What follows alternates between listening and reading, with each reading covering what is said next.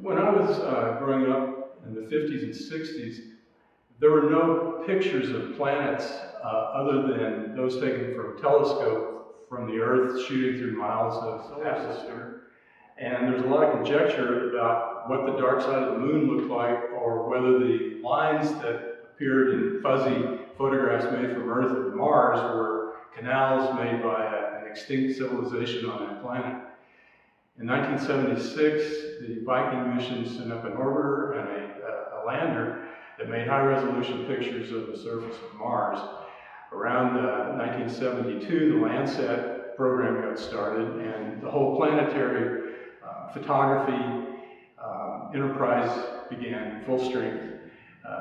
JPL had learned how to image process the images being sent back from space. It could provide a very detailed map of the entire surface of Mars, and so it was a watershed moment that enabled us to finally see what our own planet looked like and the other planets in the solar system.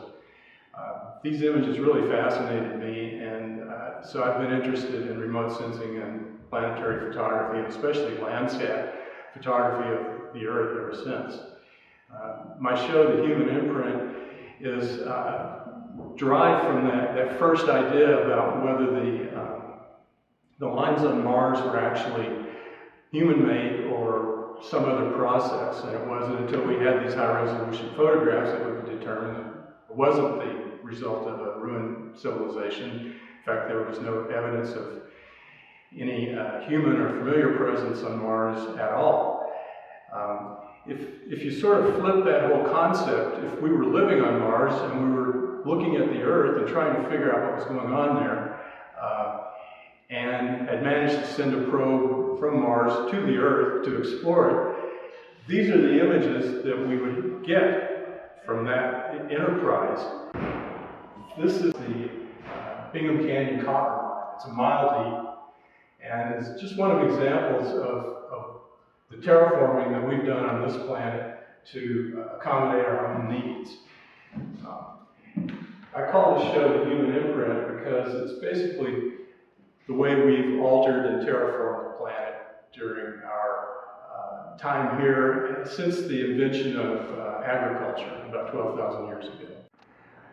Agriculture is the largest consumer of fresh water.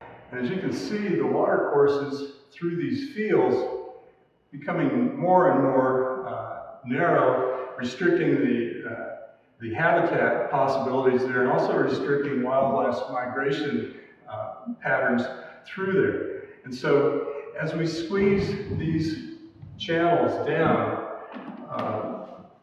we're affecting what can live there and basically reducing the habitat and the wild nature that has evolved there in place of our own needs. And so in that way, we're negating natural selection and introducing human selection. This is another example of how water is inextricably linked to our well-being and habitat. This is rice cultivation in the Sacramento River Valley of California. Rice is a crop that needs a huge amount of water, and of course California doesn't have a lot of it, so it's really not an appropriate crop to be growing in California.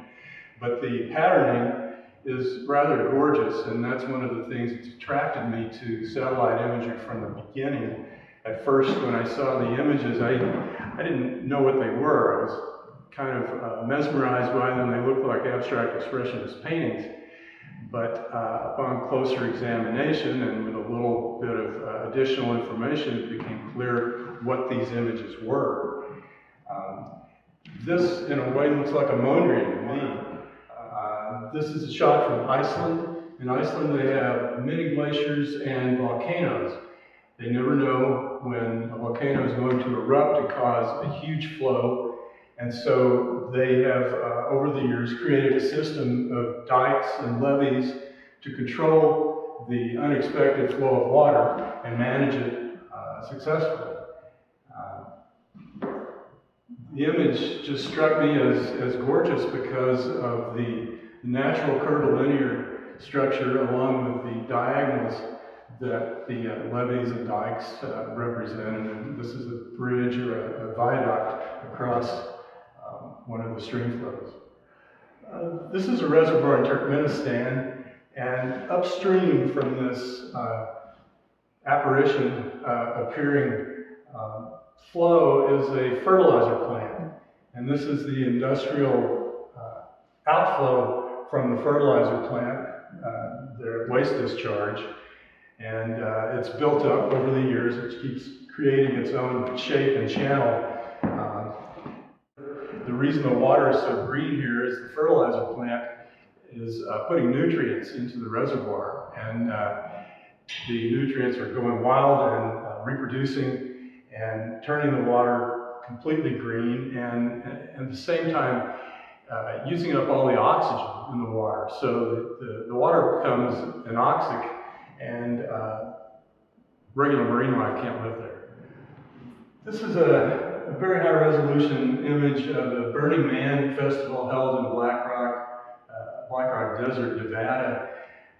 Most years it hasn't been held for the last couple of years because of the pandemic. This is from 2013, when the attendance was in the 70,000 neighborhood. People come for a week, create camps, and spend a week in the desert. And it's just an example of sort of our tribal tendencies. And it's a temporary mark on the landscape. After the festival is over, it's cleaned up and the desert goes back to looking pretty much the way it looked before. The nice thing about it is it's there and then it's gone after a while. So it doesn't leave a permanent imprint the way so many of the other activities that we practice do.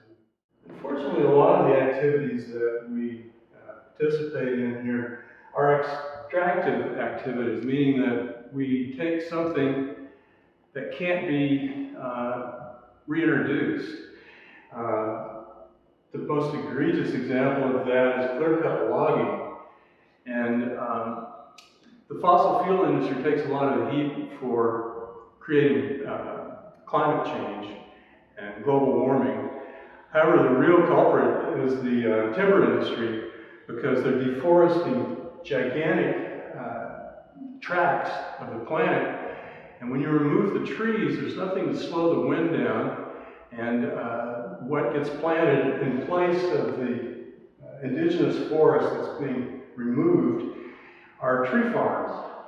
And the timber industry, the objective of the timber industry is to remove all indigenous forests from the planet and plant tree farms that will ensure their profitability in perpetuity. They would like to convince you that forests can be recreated, which is simply not true. Indigenous forests are the result of thousands of years of evolution. They have a means of communicating underground with a mycological network, and they support each other. So in a way, it's like a gigantic living organism. Trees are the most effective climate change mechanism that we have. They sequester carbon as they grow, and they emit oxygen. Those are two things that we desperately need to control the climate that we rely on to live as humans. And so removing these indigenous forests is probably the most destructive activity that we're engaged in from an extractive standpoint. Another extractive industry, of course, is the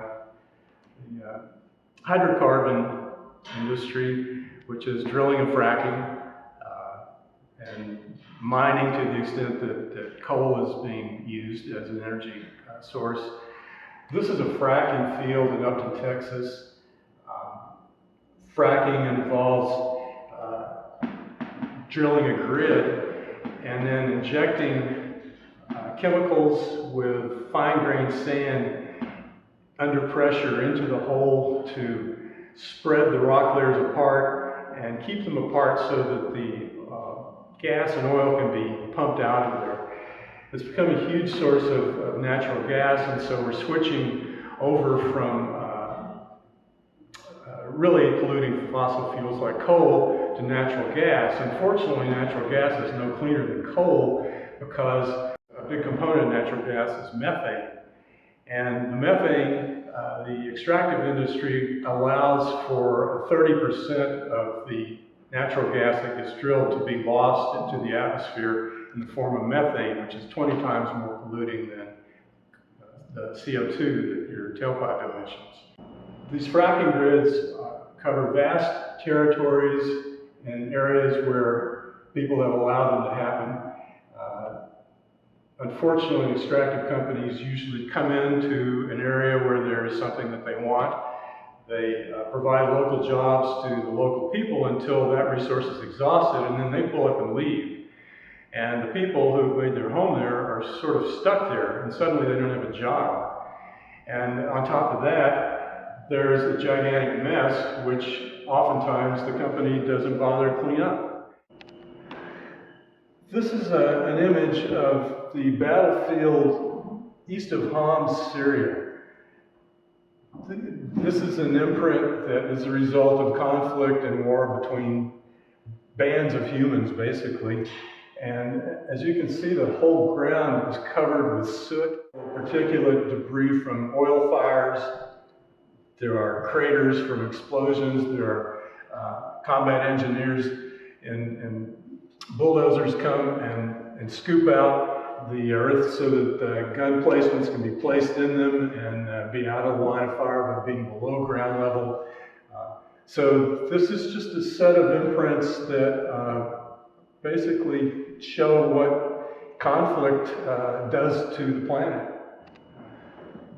This image, it's a composite of probably 40 or 50 satellite images placed end to end in columns and rows of the Nevada test site, Yucca Flats, and just north of Las Vegas.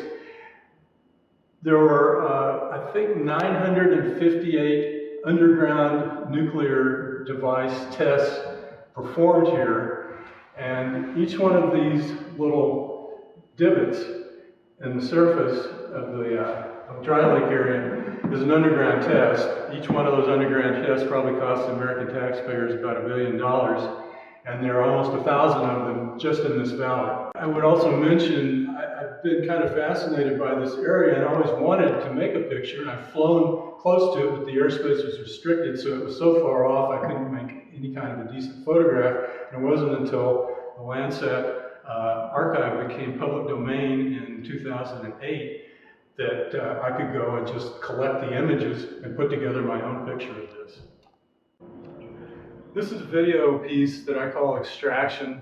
It's really a combination of about 6 short video pieces having to do with the extractive industry, the most egregious ones anyway. It starts off with the timber industry and the deforestation of large swaths of Canada, and then graduates to the same thing in Northern California, Oregon, and Washington. Included after that is the mining, open pit mining, then evaporation surface mining, then fracking and drilling, and finally the processing of that, the refining.